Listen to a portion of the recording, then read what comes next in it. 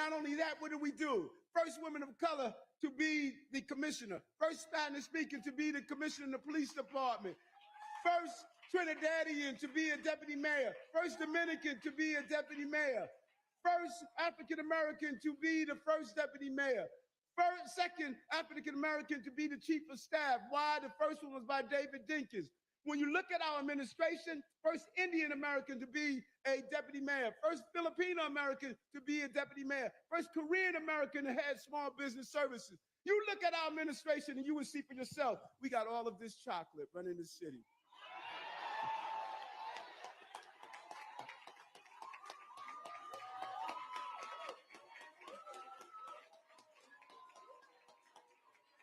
And you're trying to figure out why they hating on me?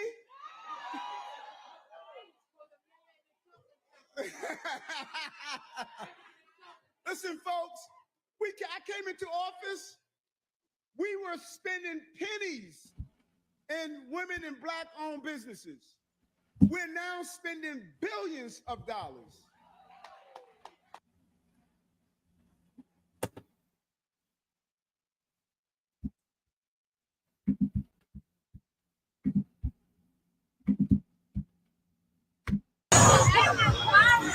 No, they shooting at each other.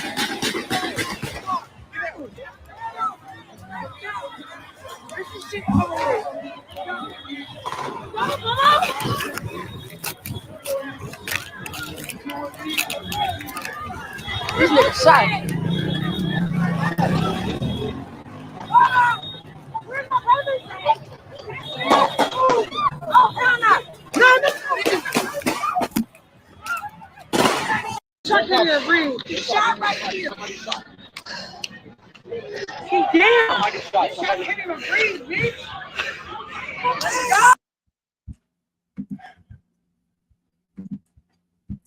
Damn. What is wrong with my camera here? Did something go wrong with my camera? What is the deal here? It looks like I can only see. What in the world? What's going on here with the camera? It's always something. It looks like it should be right. When I shoot a video here, let's see. Move my camera around a little bit. That was a little Juneteenth celebration for you guys. This is it's weird. All right, let's see. Yeah, always something. Camera issues today. Let's see if I can move my camera. Give me 1 second.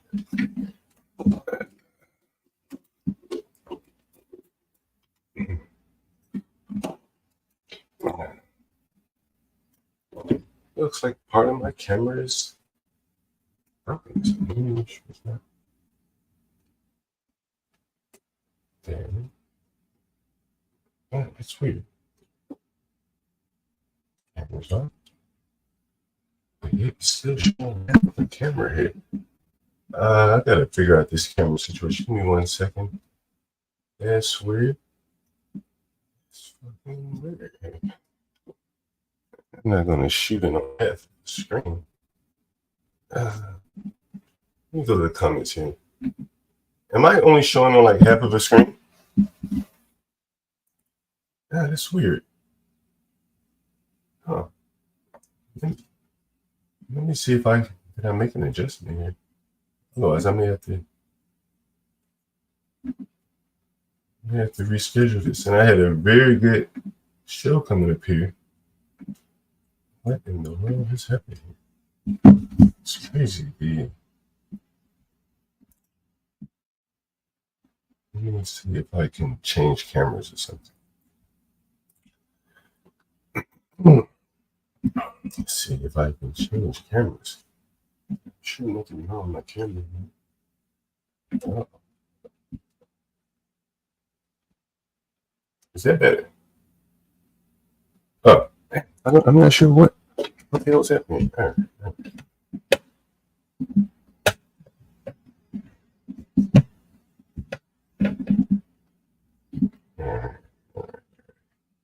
All right. All right. after all that, we're finally into it. Today is going to be kind of a little divergence from yesterday's show.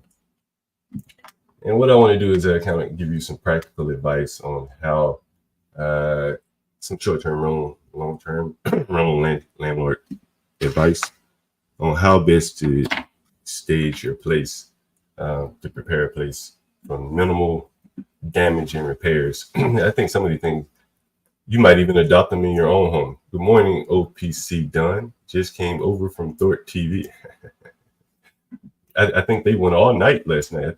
I went to bed, woke up, it was still online. I think Ben was streaming from a hotel room or something. Blame the blacks for your camera issues. You give me long enough, I'll figure out a way to blame them. Your camera might be broken. It's my computer camera. You're right. It's broken. It's not my my external camera. But anyway, what made me come up with this string topic was I went into a place to clean a room the other day in the nicer neighborhood. And of course, I had a black up there. So I'm cleaning the room.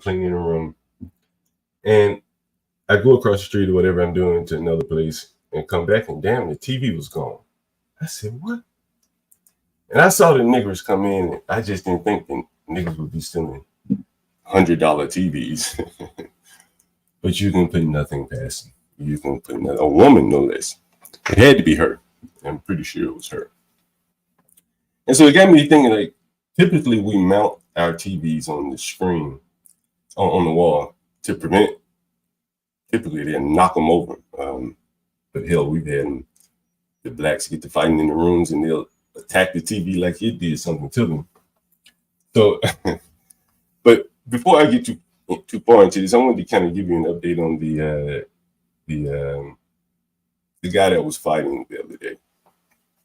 So, I showed you the message where the next door neighbor said that they were fighting so much that the ambulance and the police and the fire filled the street, and the lady was taken to the hospital in an ambulance. So now I'm going to read you this black person's comment in response to me saying, hey man, you didn't tell me that you had the girl sent to the hospital. You beat her bad enough to go to the hospital. And his response to me, hey Sonny, can you at least come up so I know who you are here? I don't want a porn bomber or anything. You don't have to be on stage on camera, but just let me know what I'm talking to you. And so I'm talking to the guy. I said, hey man, you didn't tell me that the girl went to the hospital. And he responds to me, she went on her own. As if she just called up the ambulance and she wasn't feeling well and just went on her own. This is a Georgetown graduate, by the way. And this is just a lack of logic or reasoning in these people's mind. Doesn't matter if you went to Georgetown and it's 2 degrees. Just look at the lack of logic. She went to the hospital by way of ambulance on her own. I ain't got nothing to do with that. Someone says, how did he not get arrested? Well, he left before the police came. And the police aren't really out here chasing niggas around for whipping women. Unless they catch you in the act. They're not going to be looking for you. Shit. A couple weeks back, I had a black try to attack me with a brick. Police ain't come and looking for that nigga. He had a package of marijuana mailed to my house. Broke ass nigga came storming in my house. Hey, where's my marijuana? Little ass bag of weed, couldn't have been no more than an ounce. I said, man, I don't know what that was. I just got here. And he banging on my damn door, the brick, swinging the damn brick. And I could have killed that nigga. All over a little bag of marijuana. So these people, they're very, very, a lot of them such low station in life, they'll do anything. And they're never going to take responsibility for it. As you can see, this guy says he didn't even send her to the hospital. And I may pull up the text messages just to prove to you that I'm telling the truth. But anyway, it got me to think about how best to stage an Airbnb. So one of the things, or just a rental, because I tell people nowadays, don't rent an empty room to anyone. And there are many reasons why you shouldn't. But I would furnish my places. You know, if I'm going to rent a room, I would furnish it instead of just renting it empty. And so if you're going into short-term, medium-term rental business, one of the things that you're going to want to do is to try to keep the place nice and clean and neat, without having to do a lot of maintenance, a lot of painting, a lot of wear and tear, things like that. You want to try to minimize. Hey, you guys are going to have to at least show me your face on camera. I don't want you to come up here and poem bomb me or anything like that. Or put a message in the text, in the chat or something. Listener and something. Anyway, so one of the complaints that early on when I started like short-term rentals was the white baseboards just never looked clean long after you painted them. People would roll their suitcases into them, scuff them up, things like that. And so I saw this picture online, and I figured I would show it to you, kind of give you an idea of what I mean here. Let me see if I can find it. Let's see here.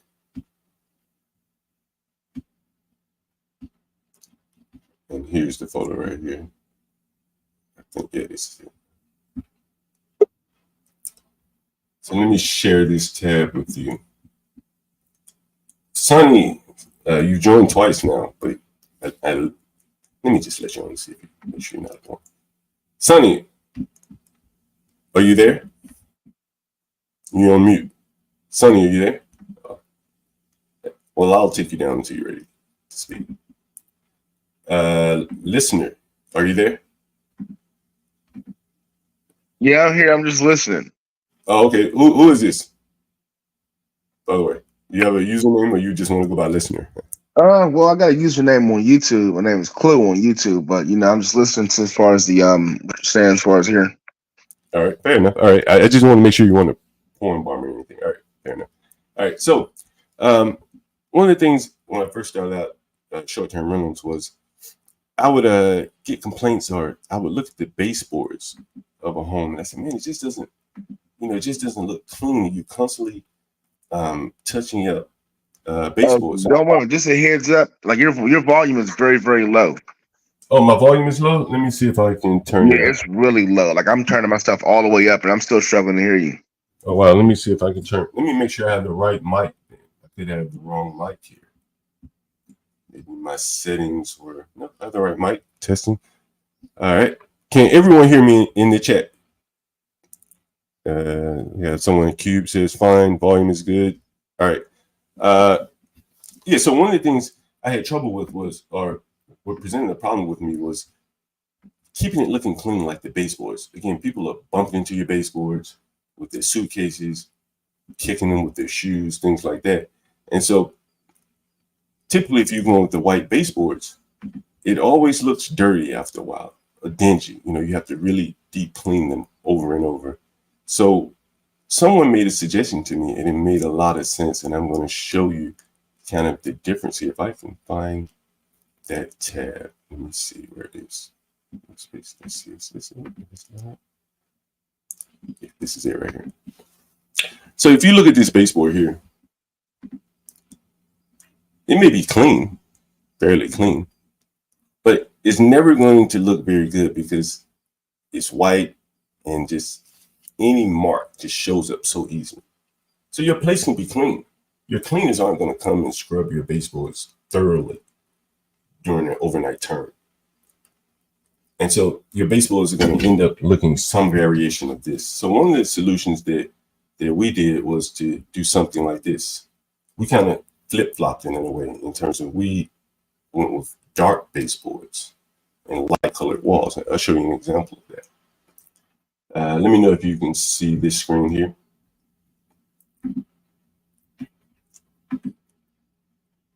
Let me know if you can see this.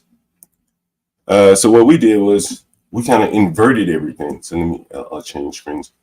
So you notice that the walls are a little bit darker.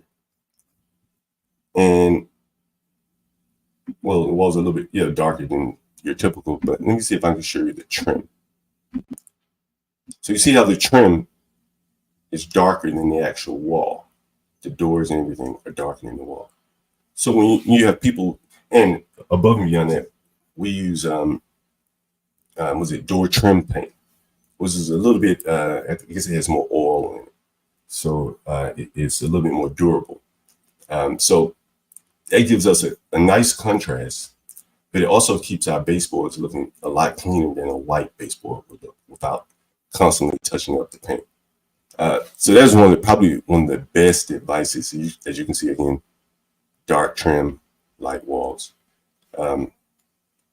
Usually we paint the radiators, but it's not painted in this picture here. And you'll also see here that we always put the TV on the wall. And you also notice that there is no plug going down to the TV here, because we always have our electrician put a plug behind the television.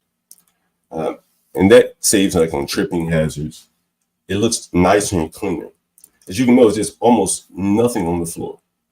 No TV, no, other than a nightstand and the sofa here. There's really nothing on the floor. So it allows you to keep it clean, a nice minimalist look. And I think it works out best for us. You won't constantly be painting those white baseboards. As I mentioned the other day, I had a TV stolen. And we had a TV in our room, and it was on a nice console. And TVs aren't very heavy. And so someone just picked it up. I left the door open, and I mean within minutes of me seeing the lady and me walking away from the room, she snatched the television. Now, she wouldn't have been able to snatch it if it was on the wall. She didn't even steal it, because if she could have, she would have stolen the television from her room. But she saw a door open, saw the TV there, snatched the TV, and gone. And so these are some of the pointers I think that, no one really tells you. You're not going to read it in a book. But get your plugs, keep it nice, minimalist, things off of the floor. There's not much here in decorations, as you can see.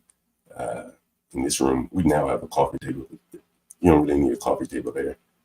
And it's a nice bathroom. This is our bathroom here.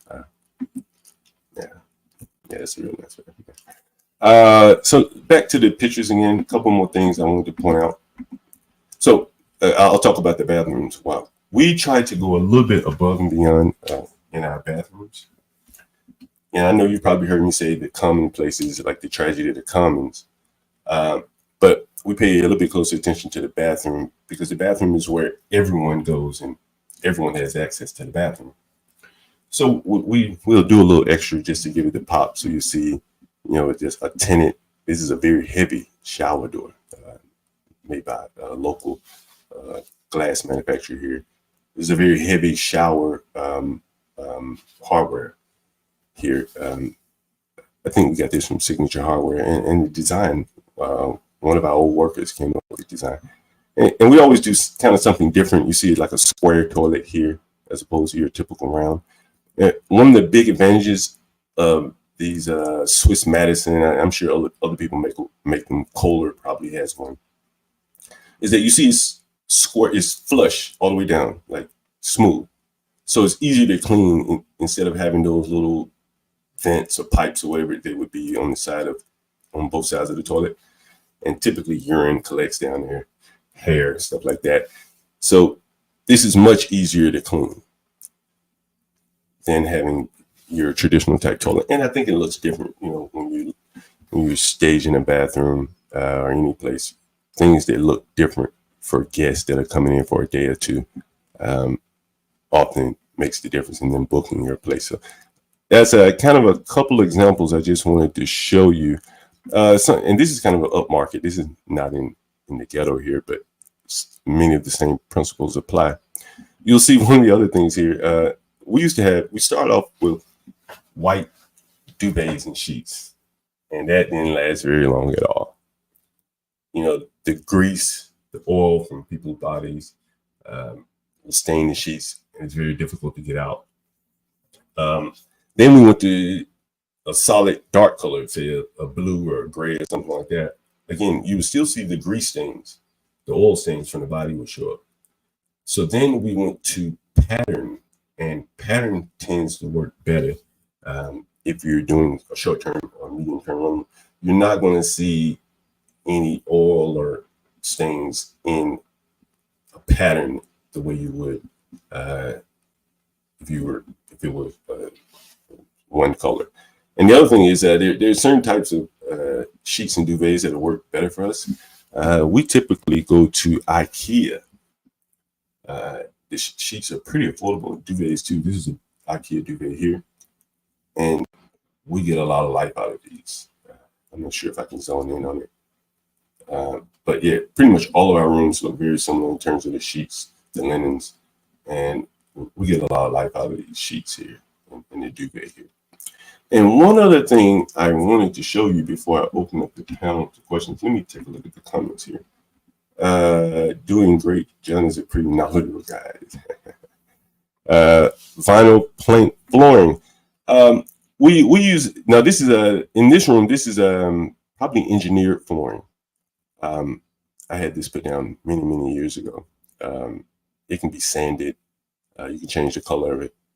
Yeah, get the lights up, guys, by the way. But if you're going to put down some flooring, you don't want to spend a lot of money, I would suggest the LVP, particularly if it's a rental. Hell, a lot of people put in their homes, but it is very durable, waterproof, functionally waterproof, and it's not very expensive. I actually have LVP on the floors here where I am. So yeah, I would recommend LVP if you didn't want to spend a lot of money on hardwood. Any other questions here? Click flooring. Is click flooring LVP? That's LVP, right? I guess this is tongue and groove that you see on the floor here, but this is not the LVP flooring. This is either engineered or hardwood, but it's definitely wood right here. No carpet, John. Go with click flooring and rugs. You can literally mop the baseboards and the floor and change the rugs when needed. That's true. As you can see here, we don't have carpet in any of our Airbnbs, any of our rentals. Strictly hardwood flooring with rugs, as Ryan says here. What you'll find is that I used to put down carpet in Section 8s. And when I look back on it, I don't even know if I would do that again, considering that they're going to destroy the carpet and you're going to have to constantly replace it. If you waste a soda or anything like that on the carpet, you pretty much have to replace it, at least in spots. Then the dirt, the grime retention in a carpet, again, causes issues. So I just think it's much better with some type of wood LVP type flooring. I definitely would not recommend carpet by any means. I may pull up another listing here. Let's see what we do here. Oh, and one other thing, if you depending on your strategy, as I said to you, all of our rooms, they may the four walls may be a little bit bigger or smaller depending, but all the rooms are typically decorated the same. So one of the approaches that we wanted, I think it's LVP, Ryan, not LVT.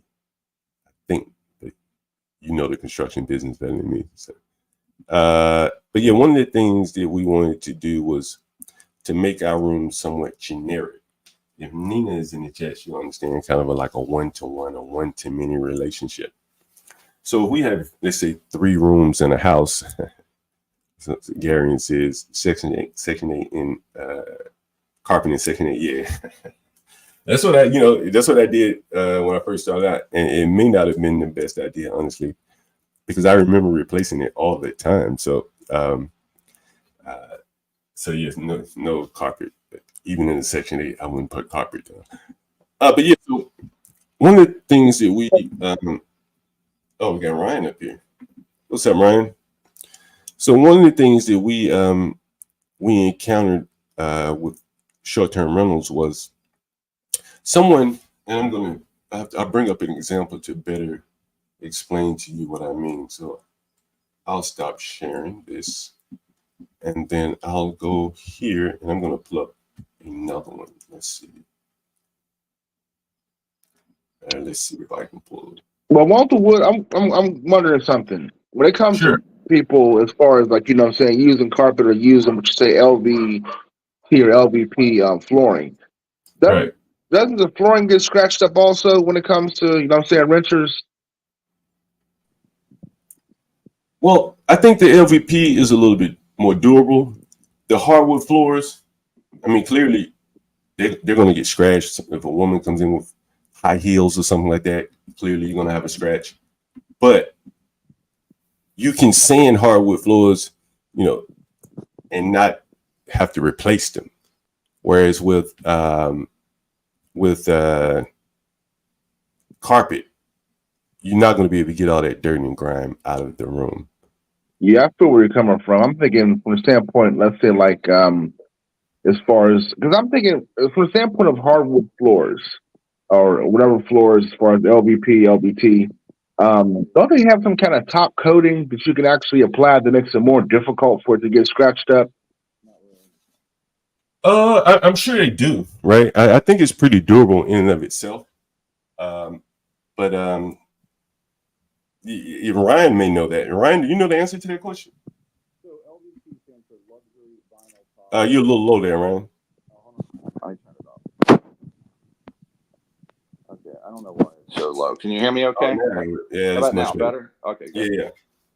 So LVT is luxury vinyl tile. Okay. Oh, right. Yeah, luxury vinyl tile, and it clicks together. It's waterproof. Floors and More is a very good source for that in Glen Burnie, Maryland. It's like two to 250 a foot and a square foot. Now wood is like 5 to 15 depending on what you get. But I will tell you that it is the new generation of that is all plastic. It's vinyl basically. It used to be like Pergo had a composite wood center and it would fall apart. But this new generation of LVT is phenomenal. And I mean, I got a dog that just goes crazy, no scratches. I've drug stuff across it, no scratches. Unless you go with like a solid white color or something, you're not going to see it. And I mean, if I was doing rentals still, I would 100% go with it because you could do 3 floors by the time you pay for one hardwood floor. You should look into it, John. It's really Yeah, we use it. We use this right here. Yeah, this is the company. This is the company that we use, Floor and Decor. Okay, I'm not. They're good. They're good too. Yeah, I'm not advertising for these people, but I think we had the. Well, that's a national chain. They So, and a lot of the commercial buildings, right? So the commercial buildings I deal with, I don't deal with residential, but the manufacturers are the same. They just glue the commercial flooring down usually, whereas this click flooring is floating. So you can even have a disgusting kitchen floor that's old linoleum, right? And you can slop this in and it literally lays on top of it, right? And like you can keep it down because linoleum's waterproof, right? So even if you have a flood, it's not, it's likely not to get under the linoleum and this material, But I've done, my dog has taken a leak on the floor, no problem. I mean, I've had LVT in one of my rooms for probably 7-8 years, and it's still holding up very well. So I'm pretty impressed with it. Yeah, I think it's a good product. Yeah, I think it's a good compromise between like real hardwood floors, which can be very expensive, and may get damaged in a rental too as well. Hardwood, you got to sand it and then put poly on it. For rentals, it's unless it's already there. LVT is what I would never do carpet because that just gets ruined quickly, So I definitely agree with you. Let me share with you. Well, I started off by telling you that so one of the issues that we faced was we may have 4 rooms in a house, and all the rooms are pretty much the same, but the person that may book the room may say, "Hey, it looks a little bit different from the room that we booked." So what we were trying to get around was kind of the one-to-one relationship where if you book a room from us, we could put you in any particular room and you wouldn't care because it looks fairly similar to the room that you booked. So if you book room 1, maybe we put you in room 4. So it kind of allowed us to juggle our cleaners, and like fill up the house without cleaning every room each time. So here's a picture I wanted to show you here. Let's see.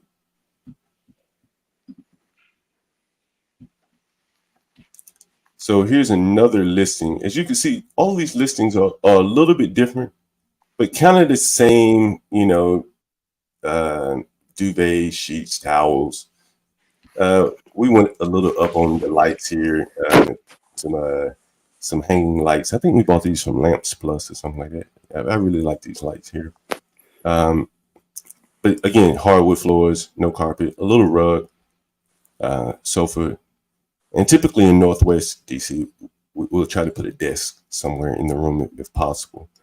But we try to make our rooms more or less interchangeable, where you'll take either the first room or you'll take this room, and you're not really going to complain about which room you get. John, I'll be honest with you, that room looks pretty well done. Like I was envisioning these short-term rentals to be like Motel 6-ish. Hell no, man. Okay, so they're fair. So they're more high end than low end. From what I can see here. Yeah. Okay. Yeah, we're not putting it. Like, I mean, it's budget. Don't get me wrong. It's not Georgetown. Yeah. But it's not cheap either. It's not the vagabond. It's not the vagabond motel. Right. Here's one that we have on the kind of the black side of town, I guess you could say. Let me see if this is it. That's southeast. Yeah, it's southeast. But you see you in southeast yesterday. Well, I was downtown yesterday for half the morning. I'm not hearing the stream audio. Is that just me? You're not hearing it? You're not hearing the audio? Oh, I'm not playing the audio right now. You're not hearing me in the mic? I was hearing it. Let me see. Okay. Give me 1 second. Sure. Let's see. Here's one I think. That's not it. Hey, John, real quick, while you're pulling that up, what do you think about Cove Base for these? Someone said Ben paused the video. Ben paused the video? Only hear Ben and Prawn. I'm sorry, John. That's the first time I've done this where I'm on my channel but visiting another channel. Oh, yeah. So, maybe he was listening on your channel. Yeah, you're coming through fine in StreamYard. Okay. I wanted to make sure that. Okay, perfect. All right. Yeah, let me show you one that we did kind of on the ghetto side of town. I'll show you a couple. So we kind of put the same effort into it.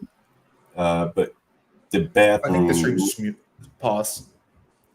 That's why. You don't hear me? Oh, Ben's. Okay.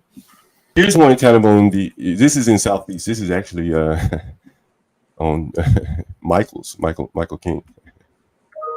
All right, so here's a room. Again, you see very similar, the sheets, the duvet, things like that. That's a nice picture. Who is this lady? I can't remember her name. The lady that said she wasn't going to go back to rehab. What's her name? I don't remember her name, but this is the view from the outside of the house right here. This is the view from the front of the room. Again, nice hardwood floors. Again, dark trim, light walls. It just looks a lot better, in my opinion, than white trim. Once it gets scuffed up, this is easier to maintain and looks a lot cleaner than having a white trim on the wall. So that's this one here. You remember Marion Barry? Let's see. All right. And just a basic kitchen, basic bathroom, stuff like that. And I have one more I want to show you. And if you have questions, feel free to queue them up for me. Let's see, and I'll share it. That was room number 3.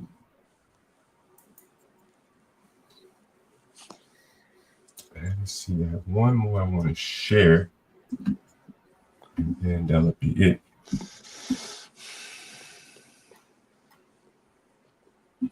And then we have some, if you want to be creative, kind of roll the dice or something like that. Here's some concepts that we came up with. I'll show you that, like themes and stuff like that. We didn't really pursue it, although it got a lot of demand, but it wasn't something that we really pursued strongly. Let me see if I can show it to you. I think this is it. So what we did was we came up with something. Let me know if you can see the screen. So we came up with something like this, right? A smoke room, room 420. But basically, you get to come, you can smoke in the room. We give you 3 joints here. That's funny. But again, it's kind of, it's built into the price. But again, kind of the same thing, kind of same concept. So, there are ways to kind of like stack or layer additional sources of revenue on top of the booking by having things of convenience for the guests. And I wanted to show you one more room in Southeast, if I can. And then I'll open up the panel. We have asked some questions, stuff like that. Let's see. I can't find it.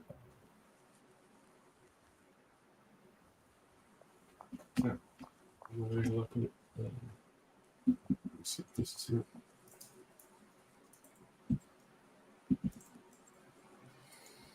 I don't know if I can find that one, or maybe I don't have it listed. Let's see. We had another really nice room. I guess I don't have pictures of the room in the listing. But anyway, I'll get back to the panel and let me go through. Someone said pre-rolls. Yeah, that's correct. That's correct. Oftentimes we don't even give them the pre-rolls. We just give it to them loose. People rather. So who's the John? Who's the target clientele? Like, who is the target clientele? Oh, I think we were hearing John, and now we're not. I'm sorry. Say that again. I didn't hear someone. Johnny, he's saying he can't hear you, John. Who is that speaking? I think you have the YouTube muted. If you undo that, you'll be good. Yeah. So Ben brought some of it. I think Ben's channel's tying into your channel, and they're having issues. So it might be on Ben's side. I'm not sure. Are you listening on my stream or Ben's stream? Ben's. So he's not. So as you're talking, apparently he's not hearing you on your side. Okay. So if you were on my stream, you would hear me. But might be on Ben's side. I would think. I think Ben said he muted it. Maybe Ben should mute his side so his listeners can hear. And Ben, you're muted also. Let's see, someone beat me. Amy Winehouse. That's correct. That's Amy. We at one point we did like a house of 27 or a room of 27 where it's like who's it? Jimi Hendrix, Amy Winehouse, and there was one more. Kurt Cobain. Was it Kurt Cobain? Did they all die at 27? Okay, I'll show you the Kurt Cobain picture. So who's the target clientele? Out of town guests? Oh yeah, that's a good question, Ryan. Let me show you how I get a lot of guests and kind of from my standpoint, who my guests are. And I'm going to show you. Let's see. Let's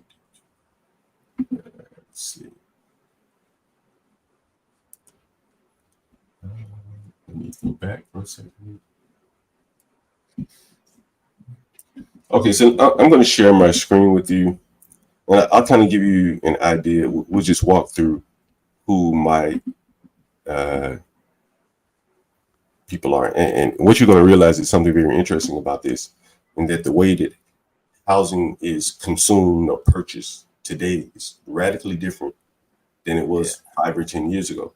So let's look at something here. I'm just scrolling through, just scrolling. Sooner or later, an ad will come up. Thank you. I'm not much help here. All right, so look at this right here. Check this out. Are you able to see my screen? I can see it. Yeah. Okay, so here's a post on Facebook. Jordan Woodman. Hey there, I'm a law student working in DC during the fall semester. I'm looking for a place to stay from August to mid-December. I'll be working in Anacostia. Interesting. So I would love something in Southeast DC, but open to all locations. Okay. However, it must be furnished. And so, as I said, John's StreamYard link in private chat if you need it. So you would email them and say, "Hey, I have this available." Right. So like if you look here, you'll see all these people, right, just writing me.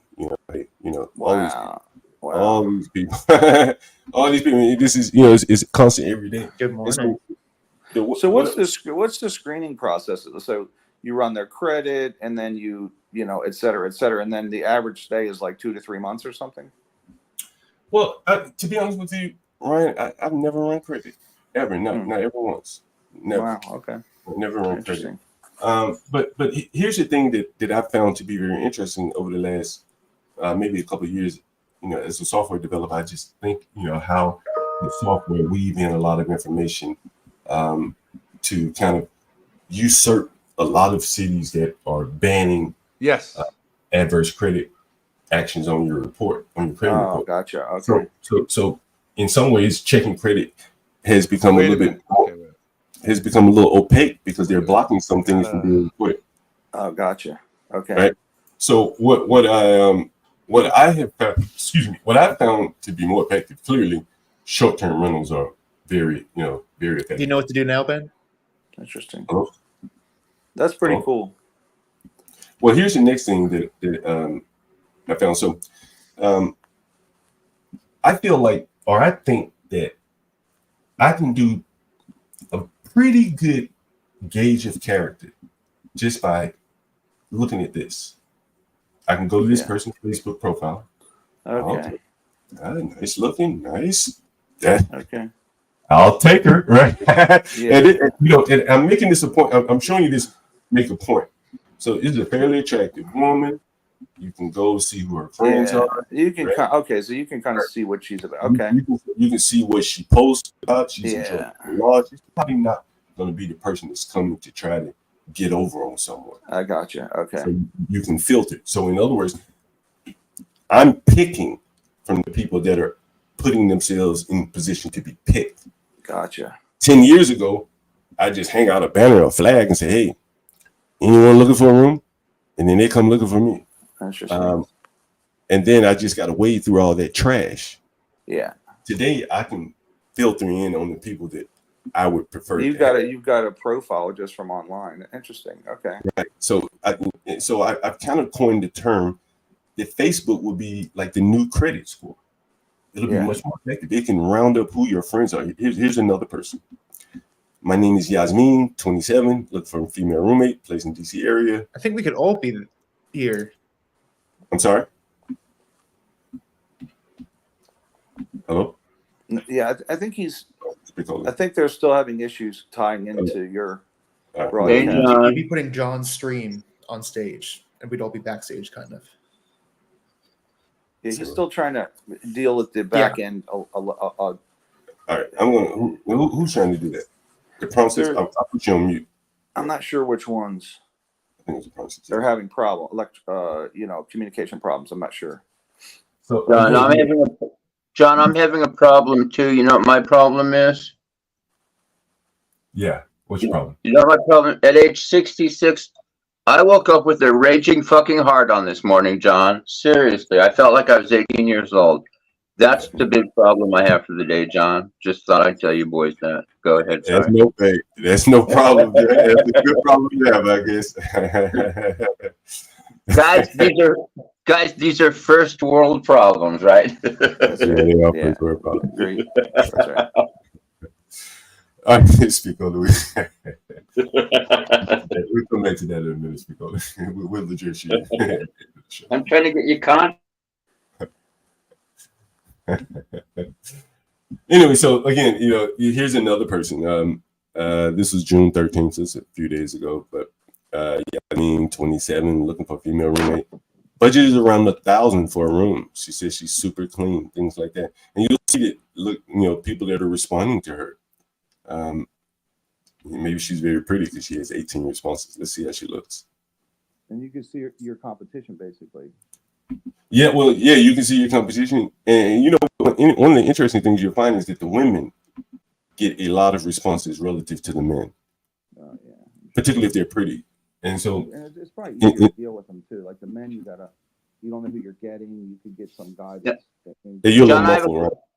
John, I have a good question. What stops guys like me or anybody just finding a girl like that and saying, hey, you don't have to pay me the $1,000 or $1,500. You can pay me the $500 or $100, and we'll play around on the side or something. Do you think guys do that kind of stuff with these girls sometimes? Oh yeah, man. It depends on where you're living. I think you say you're in California, right, Spicoli? Yeah. Yeah, I'm sure that I've seen ads on Craigslist where men basically offer up their place to a young girl for free Yeah. for company. Just For say some that. bedroom fun. And guys, that's legal because you're basically just exchanging services, so there's no really money transferred. So that's legal, just an exchange. Yeah, yeah, yeah. That would All be right, legal. John, can we look for let's find some really pull up a real hottie. Let's see. Are there any real hotties on here? We'll see, Spicoli. We'll see. The hot ones, I'm sure, will put their picture up. So let's see. Hey, this is better than Tinder or playing for fit. Playing for fit. Let's see if we can find one. Find me. I'm looking for one about 23. Nice. Spicoli, how old are you? Let me see. Let's go to the marketplace. Is that one? Nah, I don't think that would work. I need to find out. I need to scan like people. I'll come back to this because we may have a private session. We'll look for some women together. How about this? I think that Ben Thorpe may come over here. Yeah, I think he was here earlier. He may be streaming to his account. Yeah. So anything else? I'm going to go take care of my raging hard on. Either take a cold shower, fuck something, get the cat to walk all over my stomach, maybe. I don't know. All right, guys, it was a pleasure. Thanks, John. I'll see you later. Thanks, guys. Bye-bye. Have a good day, gentlemen. So John, it takes all kinds in this world. Say what? So speak up a little bit, right?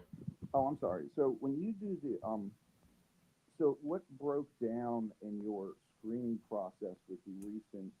I think you're still a little low, Ryan. Oh, I can barely hear you. How about now? Better? No, not so great. I need to cut my volume up. Make sure my volume.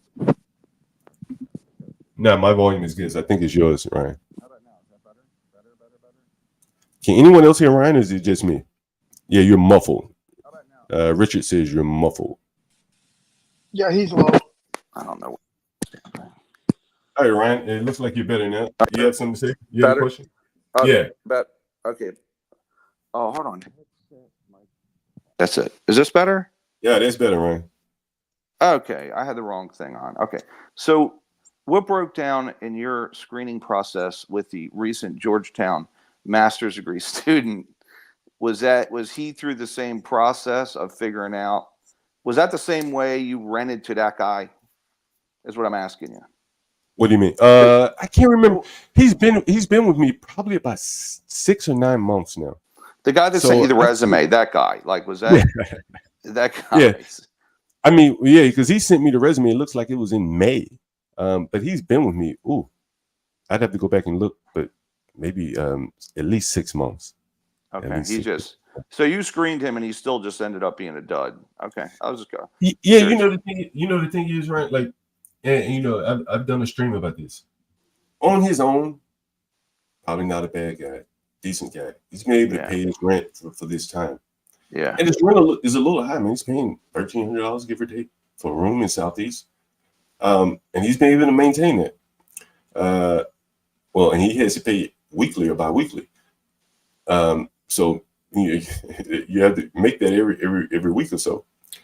But again, the thing that you see in people who are looking to rent to in the inner cities, you see a young man. The young black men, and I'm just calling it as it is, they're going to have women problems, and those problems are oftentimes going to rear his head in your home if you deal with them. It may be good for 6, 9 months. You get your money out of them, everything's great. But at some point, that living in that room is not compatible with maintaining a relationship. It's going to fall apart. Right, and things go sideways, and when it goes sideways typically in your room, Yeah. Or in your house. I'd much rather it go sideways in a room than in an entire house where I can't really address it. But even if you were to rent to a young black man and a young black woman, let's say a couple, typically by themselves, they can't pay the rent. So if they break up, well, who's leaving and who's going to be paying the rent? Neither one of them can pay the rent if they break up. So you really need both of them going, but one's going to want to stay there and she or he won't be able to pay the rent. So you got to get rid of both people. So it's better to try to find men that just, a little bit more settled. What I found is, you know what's interesting, Ryan, or Master Kim, anyone who's interested in this. I'm trying to go through my mental Rolodex right now, and I can't remember a male tenant, in at least the last 5 years that has had any semblance of a career outside of government. Maybe they work for Log Road Town Center government or PG County government or something like that. Other than the best inner city people are typically if it's a man, security guard.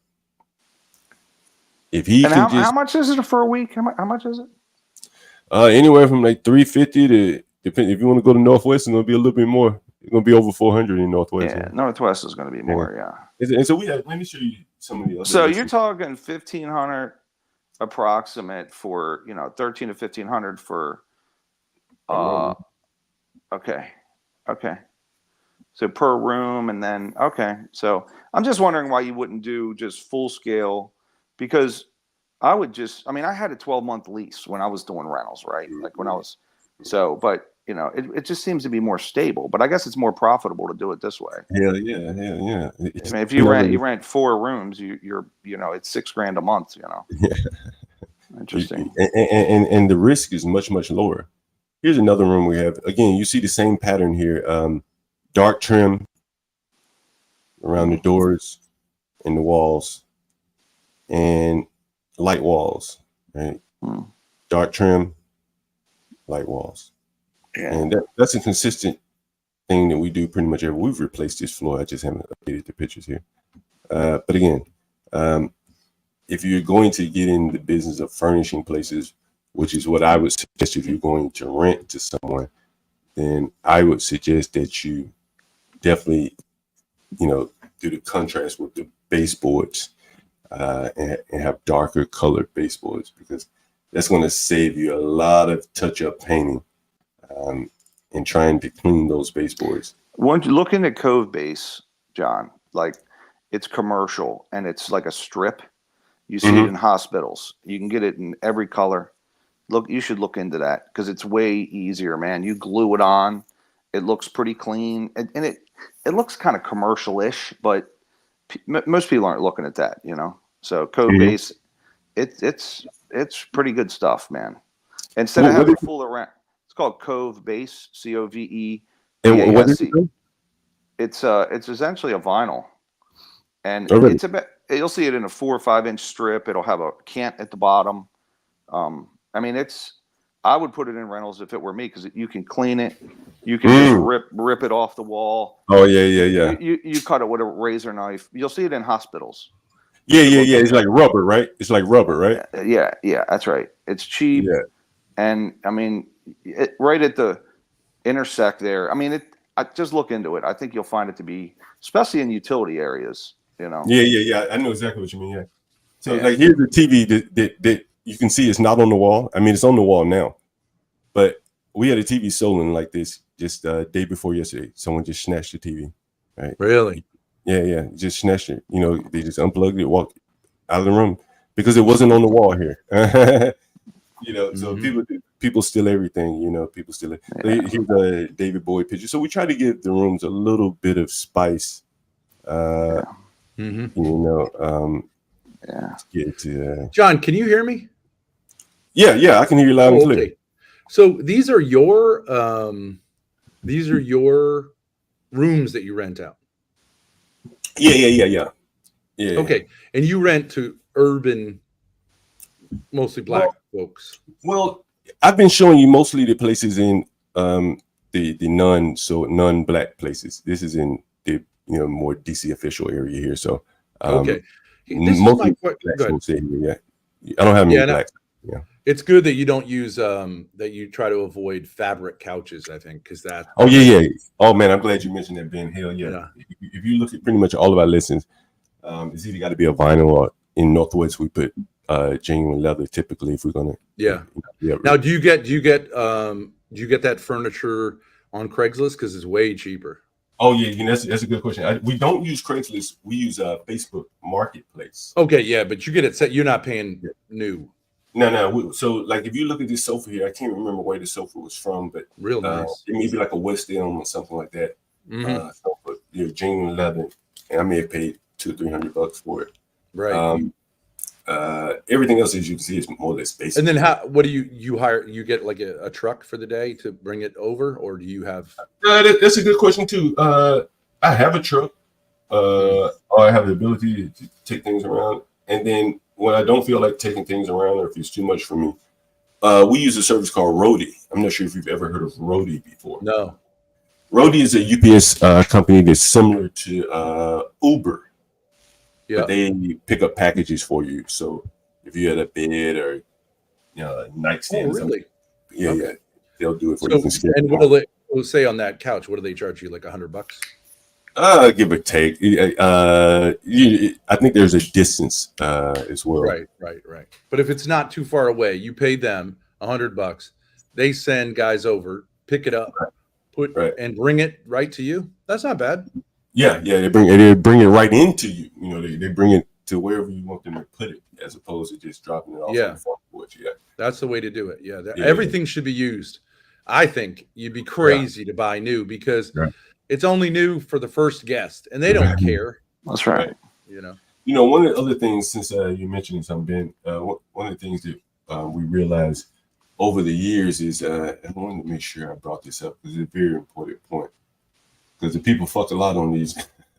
Yeah. I'm sleeping on a hotel bed. Do you think I have any, do you really think that I think it's like never been? Yeah. It's desecrated. Yeah. So one of the things I wanted to show you is this. If I know I brought it up this morning, so I wanted to show it to everyone. That's the baseboards. I've shown you that. Oh, this is what I want to show you. This is very important, man. Or at least I found it to be important for me, at least. Look at this bed here. That's the wrong picture. There was a better picture. I don't know what happened to the bed. We Y'all hear me? bought, Ben, full screen your StreamYard. I hear you. So we bought this bed right here. You see this bed?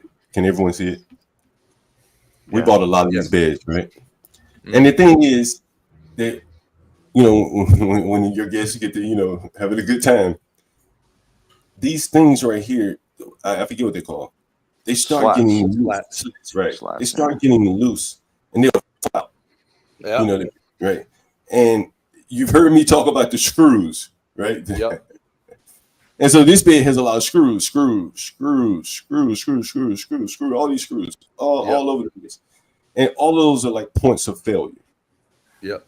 So these things all start falling out. Then the legs up under start getting loose and they fall to wayside. If your floor isn't level, then you're getting some real rocking going on. Can I tell you a little hint about that, John? Have you ever heard of something called thread locker?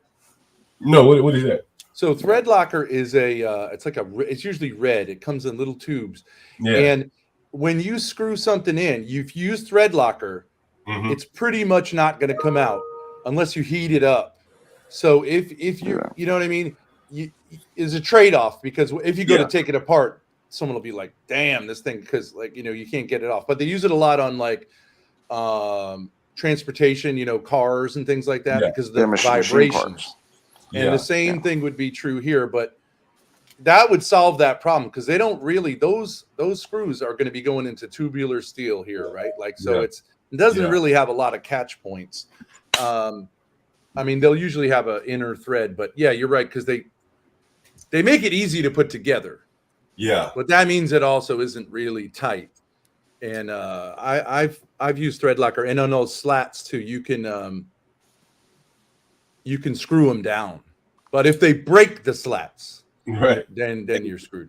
And they probably strip everything out with all the activity too. Yeah. I would guess, you know. You know who are the roughest Airbnbers, more so than black tenants?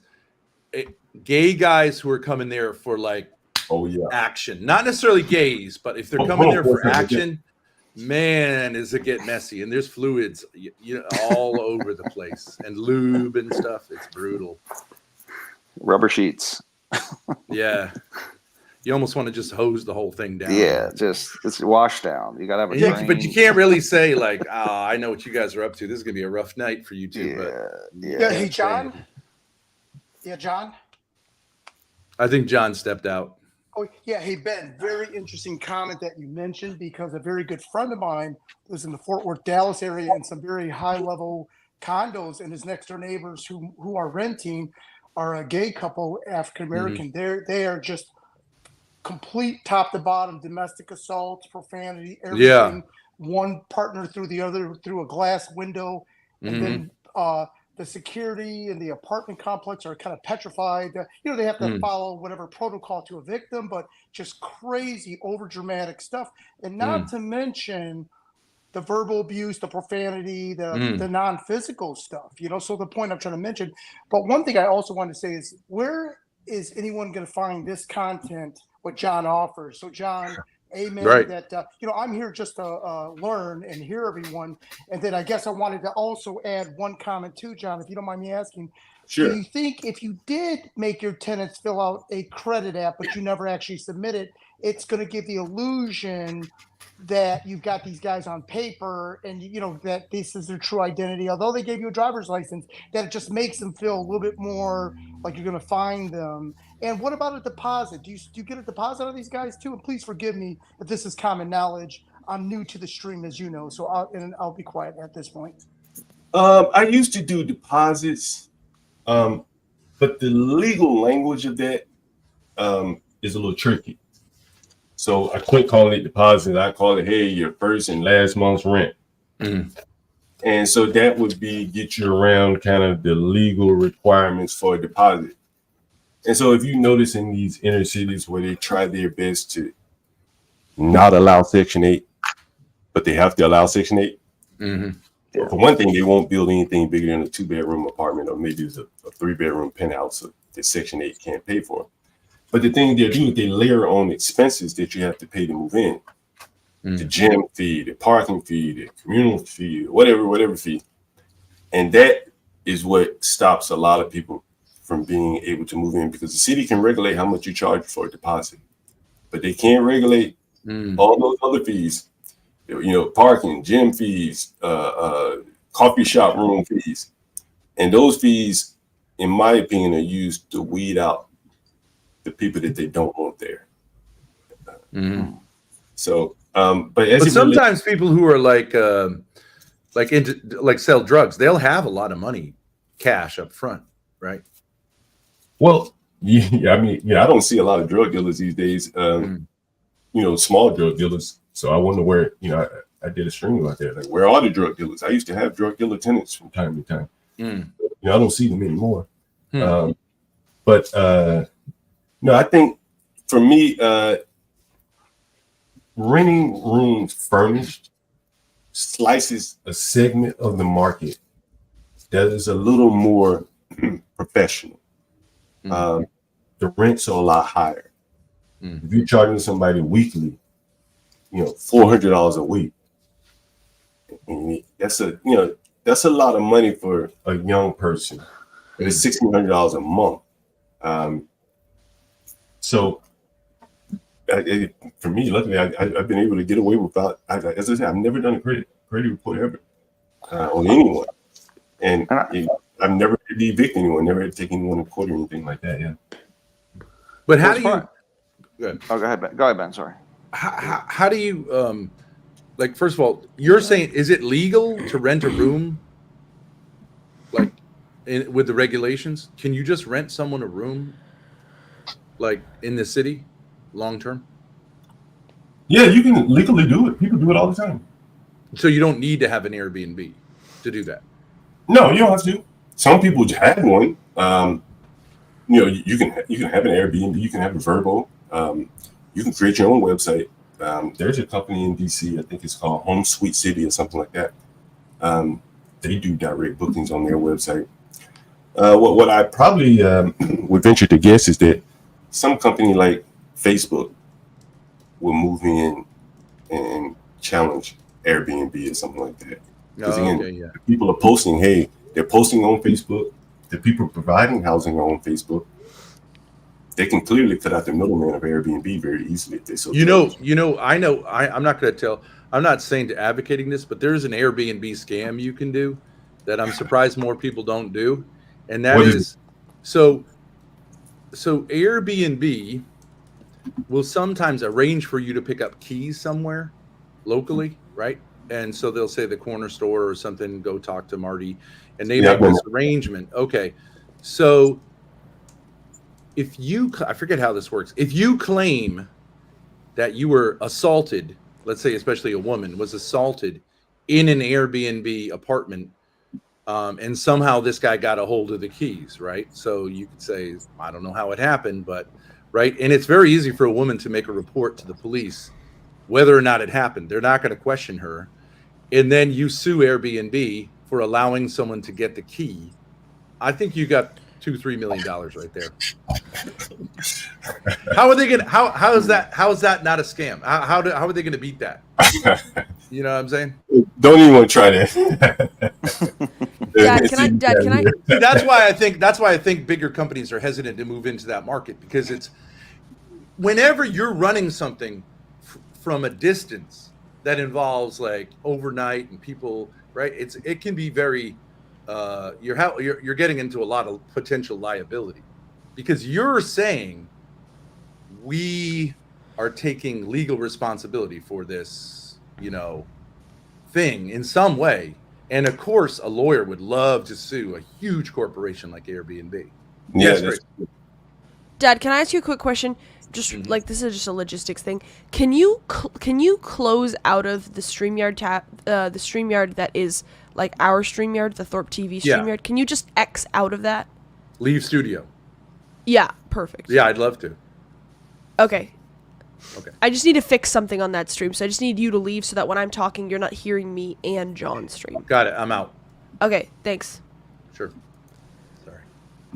Now, John, I have another question for you. If you are renting, so this is something I'd be curious about. If you know this is a room that you're going to rent to primarily Black tenants, and you're furnishing it, I've noticed it's somewhat of a stereotype, but like if you go into Black folks' homes or apartments, they have a certain aesthetic. Like they like tigers and shiny gold, and like they'll paint a room shiny purple. Yeah, it's like a different aesthetic. I'm not saying there's anything wrong with it. To me, it seems different. Yeah.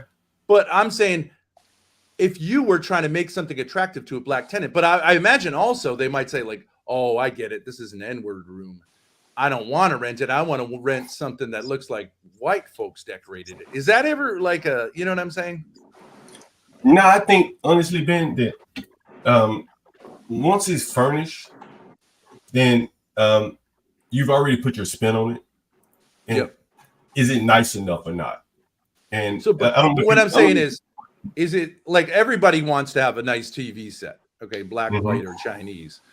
But I'm saying when we were doing Airbnbs, even in the area we were in, we were trying to attract, let's say, middle class, but more. We had a white aesthetic, so we wanted to make it look like, kind of like white folks live around here, even though they didn't. Right.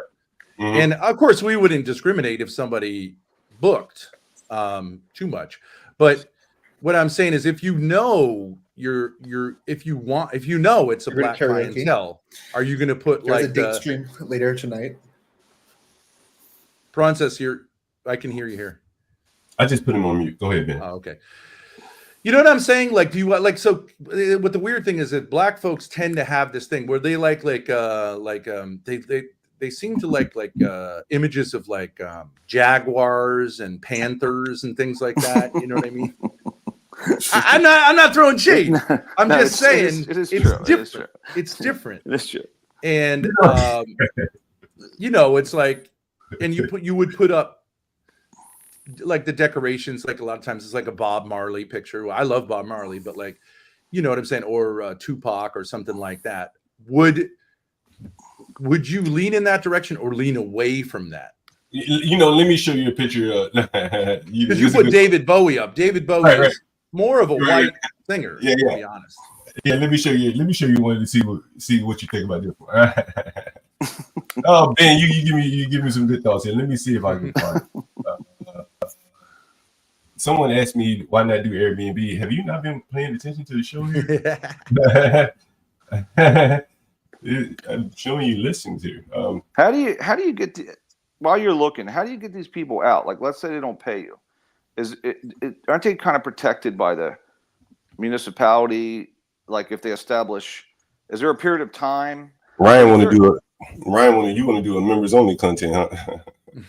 Well, I'm just saying, how do you get them out? Like that, to me, that I had renters, and I couldn't get them out. That'd be members only, Brian. I couldn't get them out, and then they sent me money. Yeah. And I was like, all right, well, maybe they're right. And then it started over the eviction process. I didn't know that. I'm like, I didn't know. Yeah. It was terrible. You know, there's a good point. That's a very good point you make. I have a buddy in town right now. He's behind, let's say, 30,000 in rent.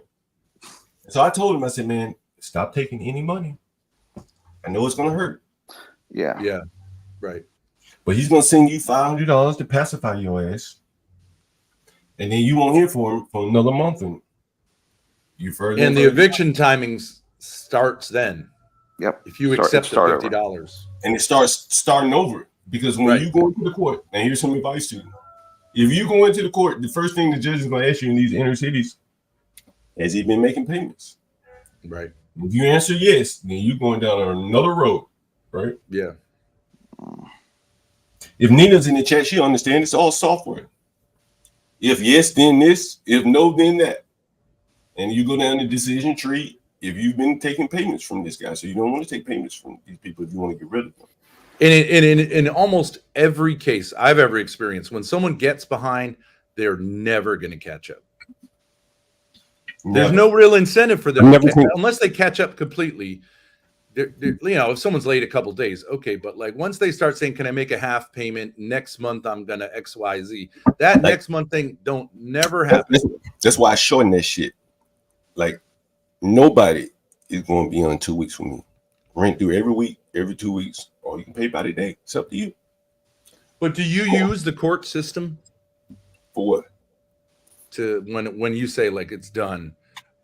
Do you kind of do it more informally, let's say, or is that members only? What I'm saying is members only. Get real close to members only. But here's the thing: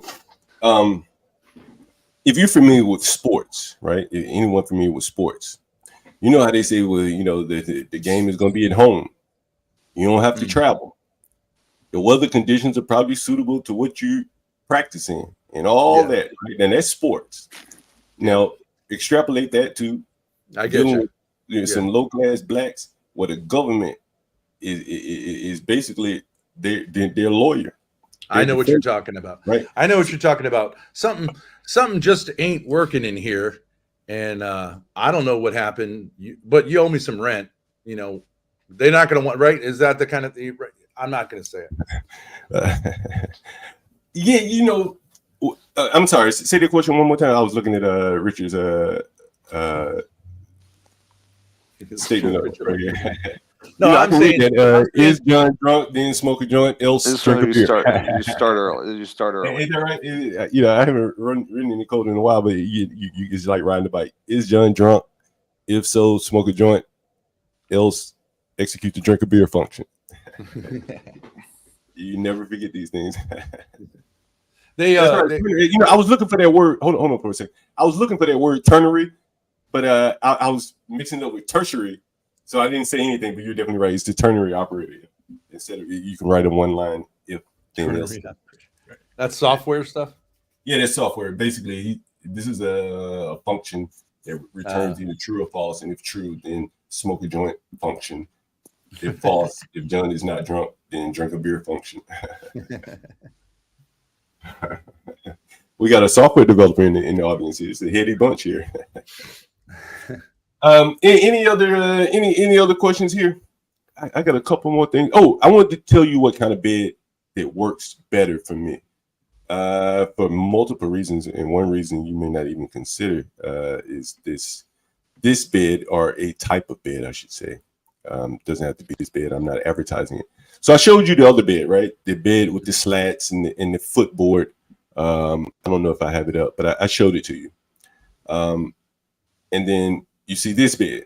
So this bed has the wood slats in it. So you just lay them down. They're not fitting into any groove like those metal slats. So all the Negroes can do is break the wood. If possible, hell, you can replace that with plywood if you so chose. Yeah. But you're not going to be bumping into the footboard, you know, as you or your cleaners make up the bed here. This is low. It's not going to hit you in your knees. And these are not going to fall out, because this is just one big strip of wood that just rolls out over the frame of the bed. It'll have like nylon webbing under it, right, to connect them.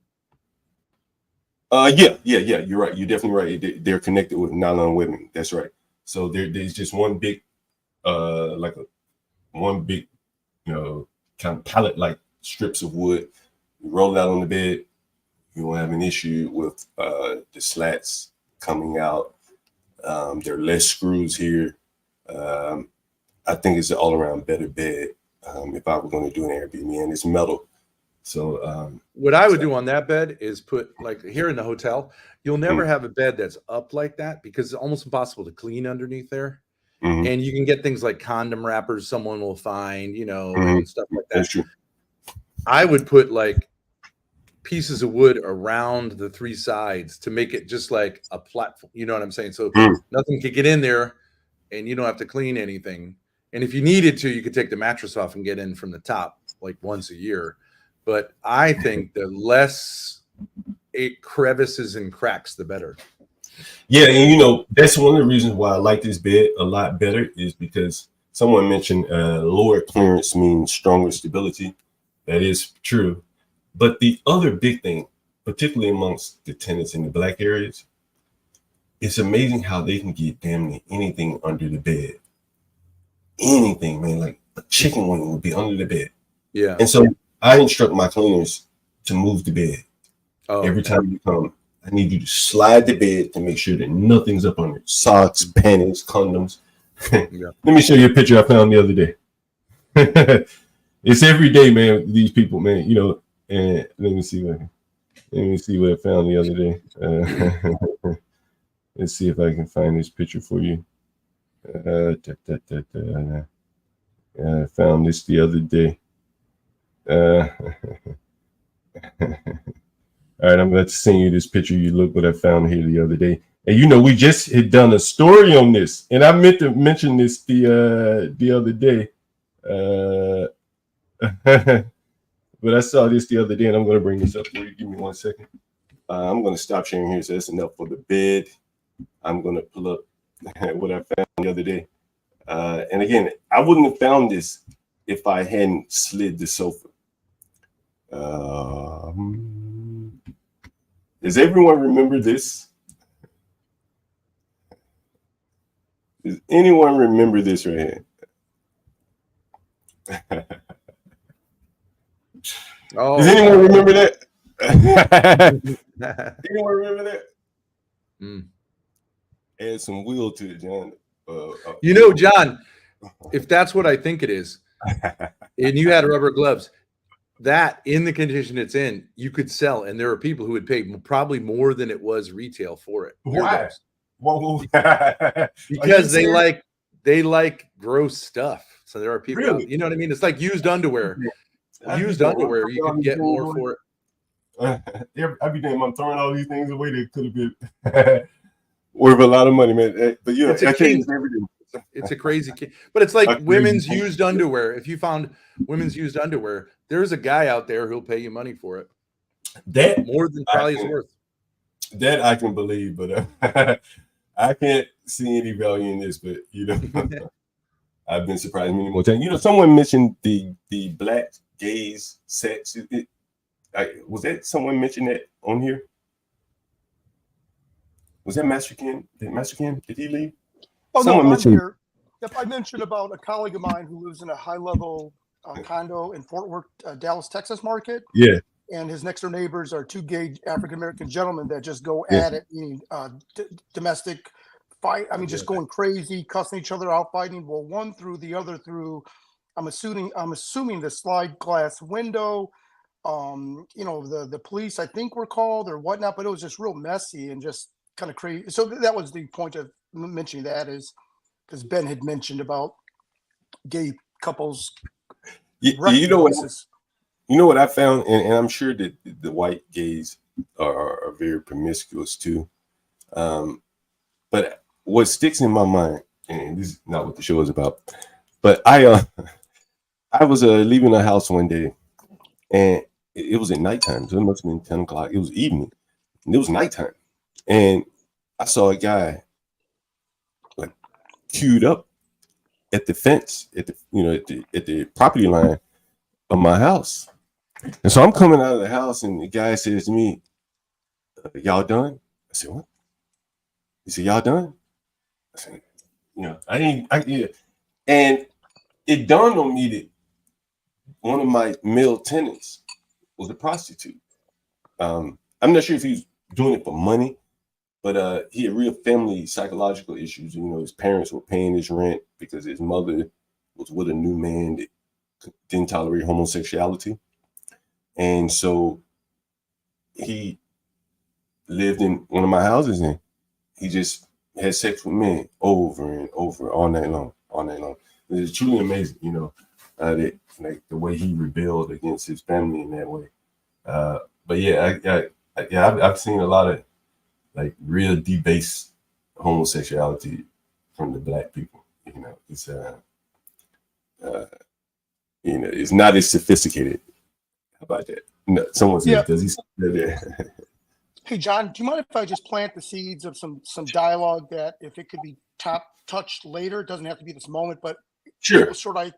People short of small IQs, they got to blurt stuff out immediately. So with that being said, one thing we spoke the other day, I wanted to mention about the ATM racket in the hood, the cash machines. So if we could talk about that eventually, and it's absolutely funny. It's a moneymaker now, and I'll tell you why. And then secondly, while kind of getting back to chaotic stream and everything else, while everyone are really trying to deal with all this drama and craziness they got in their life, other people, and I hope I'm in that other group, are trying to figure out how to grow when Prime is at 8.5, because there's no smart move right now. And I'm in a situation now that whether to act on something, I still got to come up with my 20%. And I'm thinking, okay, if I even get to 8.5%, which I probably won't qualify for, I'll probably get like 9.2 or whatever, which is mind numbing, because it's, I guess what I'm trying to say is it's a very confusing time right now,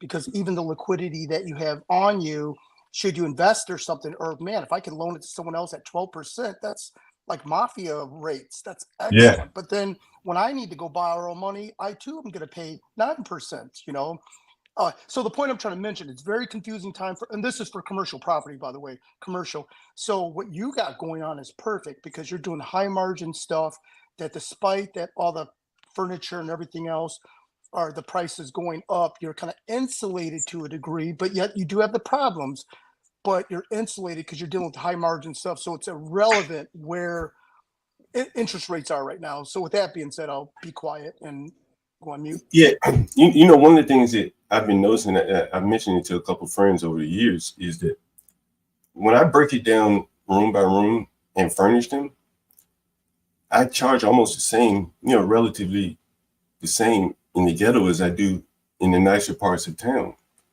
And I don't know what that is. I've been thinking about it, like, why is there not as significant of a premium as I would expect in Northwest? And the only thing I've been able to come up with is that I'm like the only guy out on the corner selling the dope over here. because so few people want to deal with DC government or just renting in general, let alone deal with Black people and the possibility of also having to deal with DC government. So that takes a lot of the people out of competition almost immediately. That's true. Hence, the prices in Southeast, in the ghetto, are within $50 to $100 of the prices in the nicer neighborhood in DC. And the only thing I can bring that down to is that there's no competition. There are plenty of landlords and places to rent in Northwest, in the nice part. But there are very few apartments that someone would want to live in. And in the ghetto, if you are a decent person, you probably don't want to live in an apartment building because you're going to be surrounded by Section 8 type people and things like that in an apartment building. Whereas if you're living in a house, then your environment is going to be more or less similar to the people like you because the rent is a decent price, so you're going to be living amongst people like you. But even those people don't want to live amongst the ghetto people, so they have to pay up. And partly because I add the service up, I make sure the place is clean and stocked with paper towels and sheets on the bed. And people are willing to pay a premium for that, even the poor people. I've shown you how poor people keep their rooms. I'll show you. If I can show you again. But I think that the poor, they want the same amenities as the rich, the affluent. And so I think that like this is how a Black person keeps their room. They'll pay a little. Now, can you imagine how a bathroom would look if no one else was responsible for cleaning it? It would look terrible. If he keeps his room like this, imagine what the bathroom looks like. Okay. That's after how long? Well, actually, this is an old picture. Years ago. Before how long was this person living there? I don't remember. He's one of the guys that I think was thrown out in one of those videos. You ever seen that video, Ben? The thrown out video? Yeah. Mm-mm. Never seen it? I seen the one where we showed them the toilet that was stopped up. Should we play it for Ben? Should we play the video for Ben? What do you guys think? Hey, someone said maybe he's a hoarder. No, me. You want to see a hoarder? I can show you the difference between a hoarder. What'd you say, Master Kim? Oh yeah, yes, for sure, because it's a biohazard as well. Absolutely. Let me show you, Ben. Let's see. Let's see. On your floor. No, it ain't. No, it ain't with these niggas sitting right here smoking that weed. There can't be no piss. Johnny, ain't no way in the world that is piss and shit on the floor, and these niggas right here smoke weed. I don't believe it. Nah, not at all. Let's see.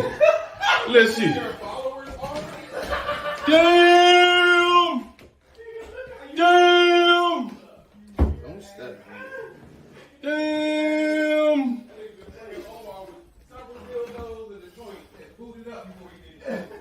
Video a million times. I haven't seen that. I never heard the audio with it. So you evicted them at that point? I mean, yeah. They pretty much evicted themselves, I guess, in that sense. Someone mentioned a hoarder, and so I showed you a picture of a nasty room. This is a nasty room. That's nasty. Here's what a hoarder looks like. That's a hoarder. That's a hoarder right there. That's like, standing room.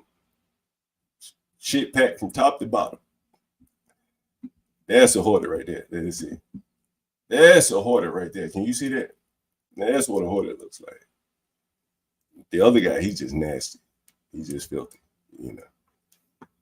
But yeah, so I think we've gone for quite a while now, an hour and a half. Anyone have any questions, comments, anything like that?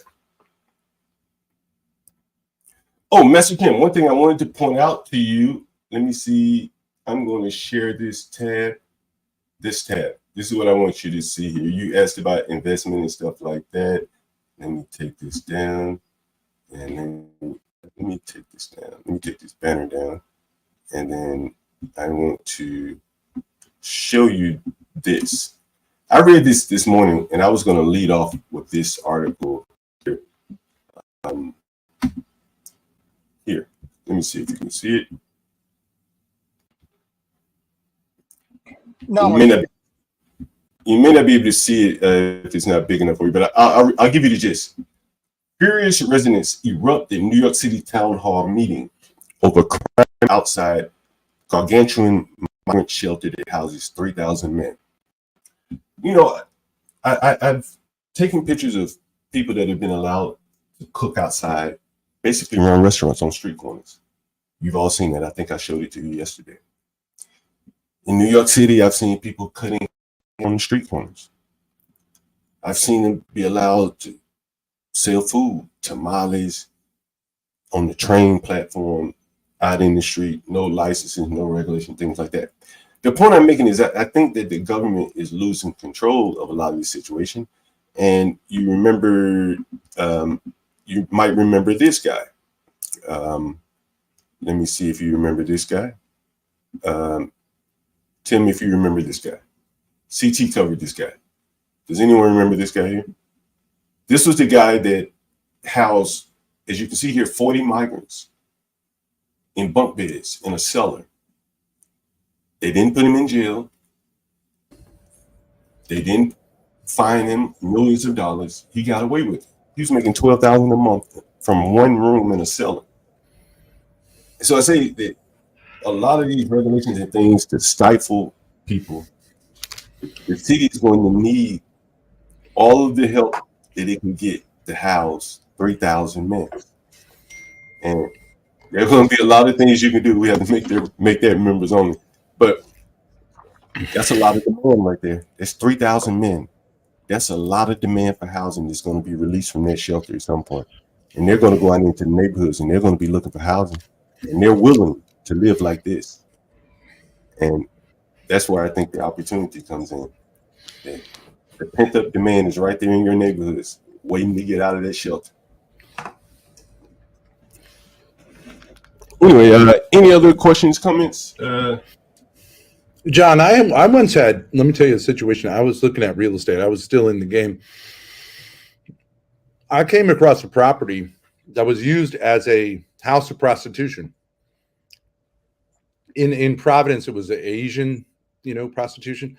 I mean, and so a lot of people aren't going to touch that, right? But it had rooms where they would, do their thing. And one of them there was one weird room. I don't know what. It was like a shower room. The whole room, you could just hose it down. I don't know what they did in there. But what I'm saying is the same kind of thing that would turn people off. Or another example, I had a house I was looking at when the market was crashing.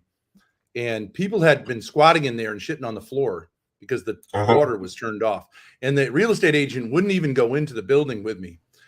But it was dirt cheap. It was $25,000 and it was a 3-decker. I wish I had bought it. I didn't have the cash, but it's relatively easy to clean stuff like that up. You know what I mean? Yeah. Even though a lot of people, they're just going to say, well, I need a hazmat, all this stuff. But if you just put on a pair of gloves and just do it, or just hire some folks, just clean it up. What's much worse is some like plumbing problem that you don't see, or roof that needs to be fixed. If there's just some shit on the floor, you clean it up, you steam clean it. It's gone. Nobody's really gonna know, Hey, I cleaned up a murder scene. There you go. Yeah, guy bled out in my building. Well, I used to own an apartment building. Guy bled out, and it was so expensive to call a hazmat crew. Me and the guy that was over here on one of the streams I did. We cleaned it up, man. Probably saved me $10,000. Right. Yeah. And technically, it's illegal, maybe, to do it that way. But if you're doing it, the city doesn't really care about their own regulations. They just care if somebody complains about it. And that is the point that I'm saying. And they're going to be so pressed to house the 3,000 men here in one shelter, 5,000 in another shelter, that they're going to be looking for citizens. And they've already been sending out notice, hey, if you're willing to take a migrant in your home in some of these states and cities, they'll let you do it. And so I think that there's going to be a lot of opportunity. Once they open that shelter up, those 3,000 men, they're going to be looking for housing. That's going to be the first thing they look for. Hey, so here's an interesting concept that we did in case anyone's interested in, pursuing Airbnb. So we have like rooms sometimes. We'll just have, let's say, has anyone ever been to a rental car station and they say, hey, We want to book what do they call it? What do they call it? Like a mystery car. You go to the airport, they don't have many cars for rent. They say, hey, will you take whatever we give you, like a mystery car? So Never heard of that. Yeah, well, I never heard of it either, but someone told me that they have that at the airport. So I came up with something called a mystery room, right? Mystery room, right? So, and if you look at it, it's just a combination of this listing is just a combination of pictures of rooms. Mm-hmm. And so any room that we have available, a lot of our repeat guests may book that listing, or maybe they just call us directly. So things like, if someone said blind renting, yeah, we have a brand, so people are willing to kind of blindly rent. I would say that looks like that. I would, if I was booking, if I didn't know you, I'd be like, that looks crazy, because there's no real guarantee. You know what I mean? Well, it's a guarantee that you're going to get a room. You just may not know where the room is. Right? So that's kind of a, it costs us nothing to put it out there, and every now and then it books.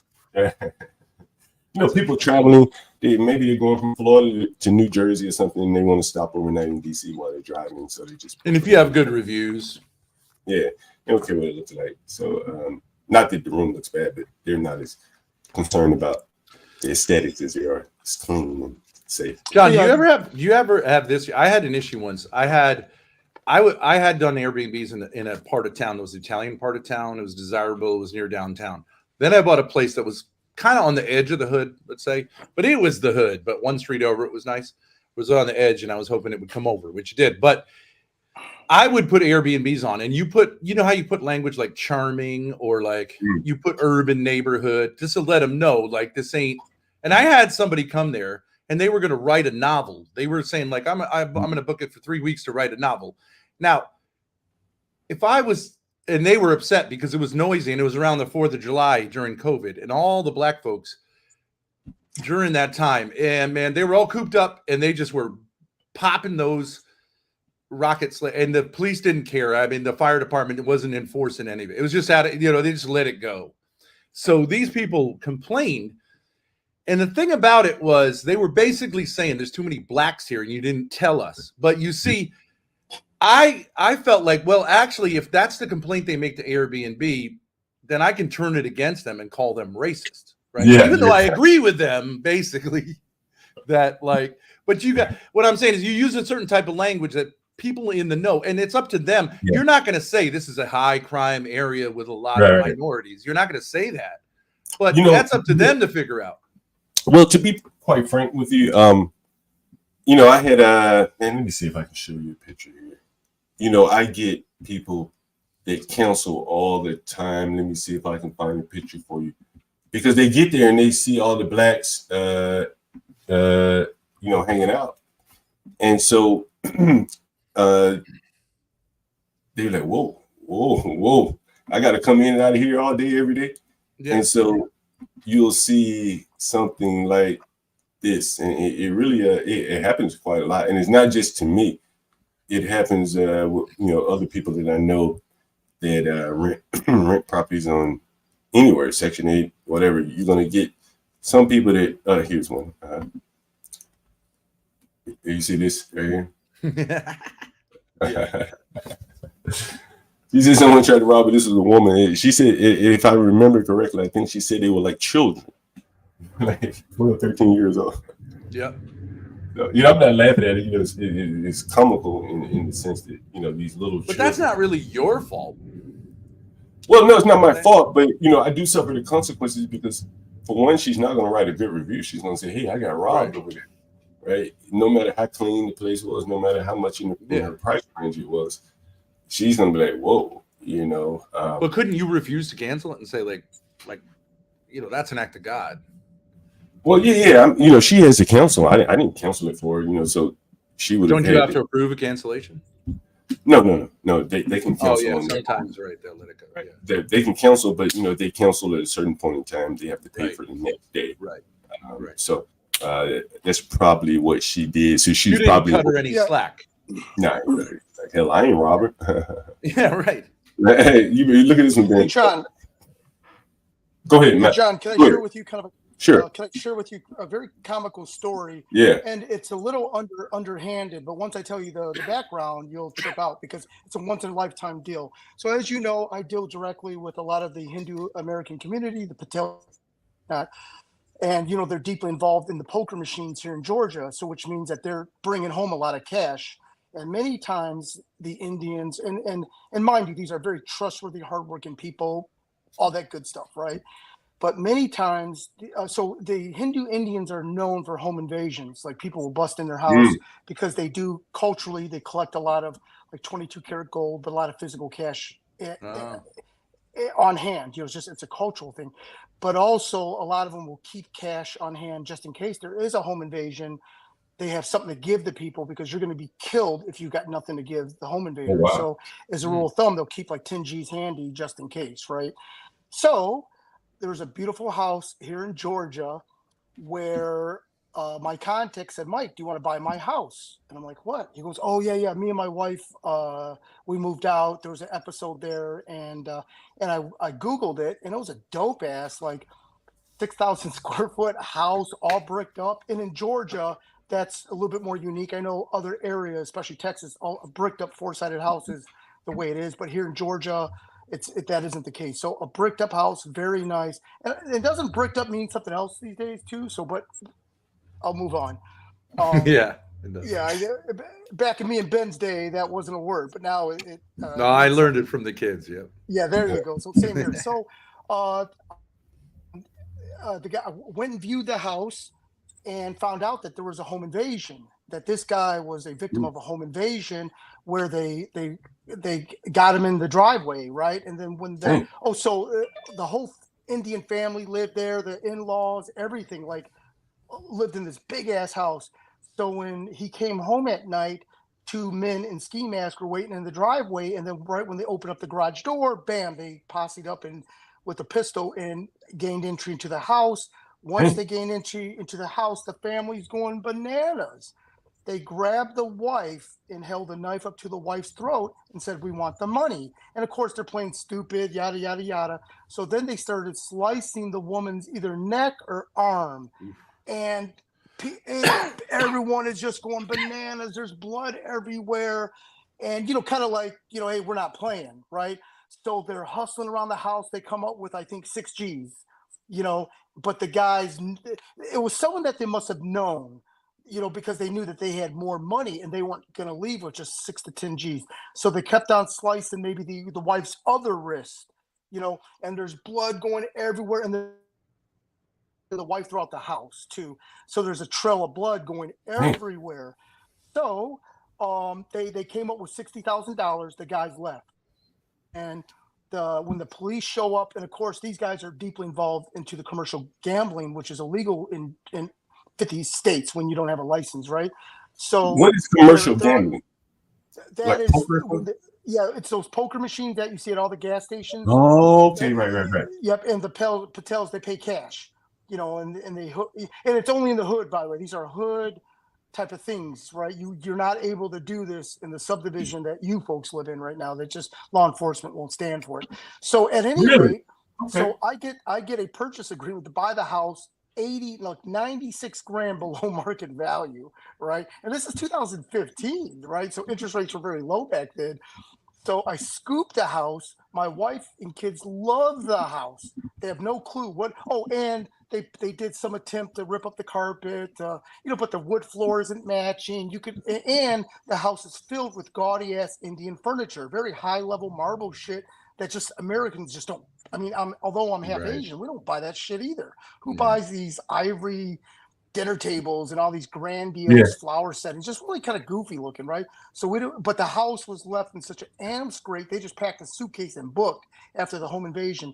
When law enforcement showed up, they gave them very sketchy information because, law enforcement's wondering, hey, how do you have 70 grand cash just floating around? They just, just like anyone dealing dope, they want very limited interaction with law enforcement. So we move into the house. We close on the deal because I got a hell of a deal. Interest rates. Well, we close on the house. We all move in. The school system wasn't that desirable, but as time went on, my wife and kids kind of found out that something happened at the house because it was online, just like any news articles online, right? And of course, I downplayed it, but I'm also thinking, hey, well, I'm not Indian. I don't look Indian. I drive a big old Silverado truck that's lifted, but I'll shit you not. I put a Georgia Bulldogs, football flag like in my front lawn.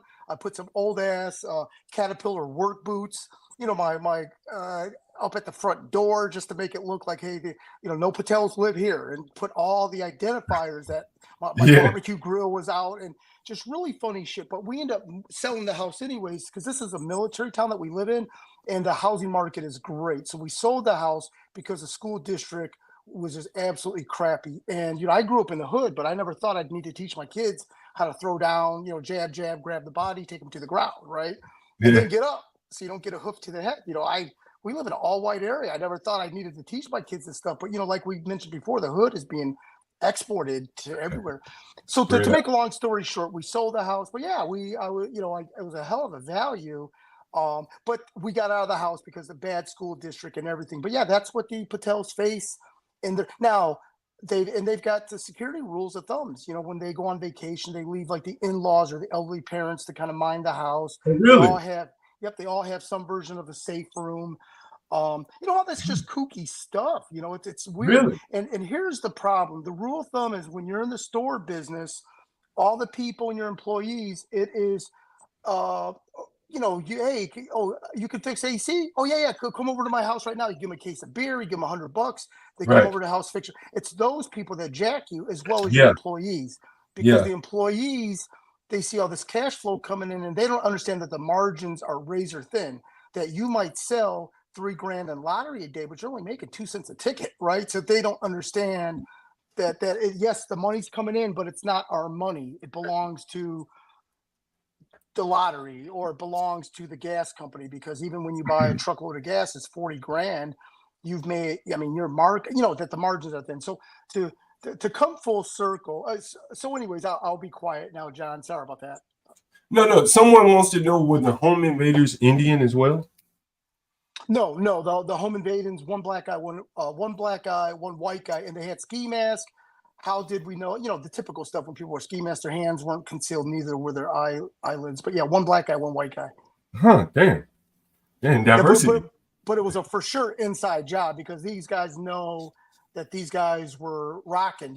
These game machine guys, they really do have a money problem, because, if they're making $50,000 clean or $60,000 clean one store, and if they own 3 stores, they got a $150,000 cash problem every month. And unlike why do you say it's a cash problem? Because unlike us dumb Americans, we'll go to Virginia, buy a nice little cottage. We'll take our homies out to Vegas. We spend, we as Americans, we got a place for that money, right? Versus why don't they have places?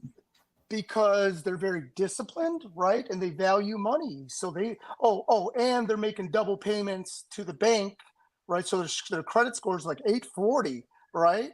Really? So right during a down economy, during 2007, 8, 9, they were getting SBA loans like no one's business, because they had the 20% to put down, right? Because keep in mind, what people don't understand about SBA is, you got to come up with the cheddar. You see, you see that new construction, you got to come up with that 20%. And they could do it, and they had the rocking and rolling credit scores. The banks love the Patels for various reasons. They're absolutely bankable top to bottom. They do pay their bills.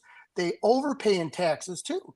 They're probably one of the very Koreans will keep 2 separate books, unfortunately, right? The books that we can show the Koreans, and then the books that we show the state of Georgia or the IRS. And IRS is probably watching the show, and this is just for entertainment. But versus the Patels, and mind you, they're competitors, but they are very disciplined. And these are the guys that are so disciplined that's why they can drive these little Toyota hoopty minivans with a mattress in the back, because they're driving around their in-laws, and they're just very peaceful and just lovely group of people. Which group do you think is like the top dog in terms of the competitors, the Patels or the Koreans? I would say it depends on what market you're in, right? Because I would say the Patels are the top dog, because they master English much better. They're able to bridge the gap with white America, but still keep their culture intact. Asians, we struggle at that. However, compared to this topic earlier, Asians are excellent tenants to rent to, because not that they're good people, but because they can't handle the beef, the legal beef. They want nothing to do legally. So in like homie had mentioned about the Koreans prostitution house or whatnot. Is that funny that we're a very honorable group of people, but we dominate the massage parlor industry? It's why is that? Well, just like typical poor countries, and it's stunning. I never quite understand it myself. And on a previous podcast, I mentioned that my brother is a lawyer. He does criminal and personal injury, and he represents a lot of these people. And it's just stunning. A lot of it is, that's just because there's prostitution in, war-torn countries, Korea, Vietnam, all these areas where, U.S. soldiers were, we catered, obviously Koreans catered to them. It's a weird dynamic. I clearly never understand it. I just know, almost like growing up poor in an all black area, but having garbage bags in the same house, we didn't have food. We had garbage bags filled with fake Louis Vuitton and Gucci. Right. So it's like, it's you're scratching your head. Right. So although I've dated nothing but white women, but back in the day I tried, but I had no game, right? Hey, little did they know I would have hooked them up with the closest to real fake Louis and Gucci at the time. But I'm just being belligerent and obnoxious. And the fake hair. Hey, John, do you mind if I break it down about the ATM little thing that's going on in the hood? Would you like to do a show on it tomorrow? We can come on and we can talk about it tomorrow. Yeah. You gonna jump on Chaotix? Is he on right now? I'm not sure if he's on right now, but I'm going to jump on. I haven't looked to see what time he's coming on. Let's do this tomorrow if you got time. And thank you very much. Sorry for hijacking. No, you're always welcome. You're always welcome to hijack. This is kind of a business challenge. You are a businessman, so I'm always interested to hear your insight. Hey, what I'll do is I'll look into the issue that you mentioned, and then that way I'll be able to talk about it tomorrow. And John, what is your email address? Is it in the back chat, or how do I get? Yeah, you can find it on my channel as well. Yep, I'll get it from your channel and shoot you over my contact information, so that way I'm a little bit more something interesting. I'd love to hear about it. Yeah, I want to hear about this too. All right, thank you, sir. See you in a bit. Yep, bye bye. Thank you. All right, I think Princess has left, so I'll throw her off. Let's kick from the studio Princess in case she comes back in here. Anyway, hey guys, I want to thank you for showing up, and I think Master Kim has given us a very interesting topic for tomorrow. And I think I gave you some very important insight. If you are interested in furnishing or staging a place, how to make it look the best, keep it looking good, and your beds aren't falling apart. Hey, I want to answer a couple questions. Woody Johnson, tell us how you cleaned up and biohazard of murder and what gear you use. Man, I think it's been 15 years ago. I think we put down some bleach or something. Maybe I can't remember. Wet backed up the blood or put towels or something, soaked up the blood, threw that shit away, mopped it all up, bleach, man, and that was it. But I told you the tenant that was living there in the basement with his girlfriend, the blood pooled and started seeping under his door into his apartment. So he was ready to get the hell out of there for good. So I didn't even have to worry about getting rid of him and evicting him. He evicted himself in that case. But he was a good tenant. He was paying rent. But it's kind of hard to keep a tenant when there was a murder at his front door and the murdered person's blood is seeping into his apartment. So anyway, that was an interesting story. It's a funny story. Tomorrow we'll probably talk about this credit card thing, ATM thing that Master Kim has. If you have any other, he did bleed out. Yeah, he did bleed out. Any other questions? Let me see before I. Thanks, John. Yes, thank you. Welcome. CT's going live in 8 minutes.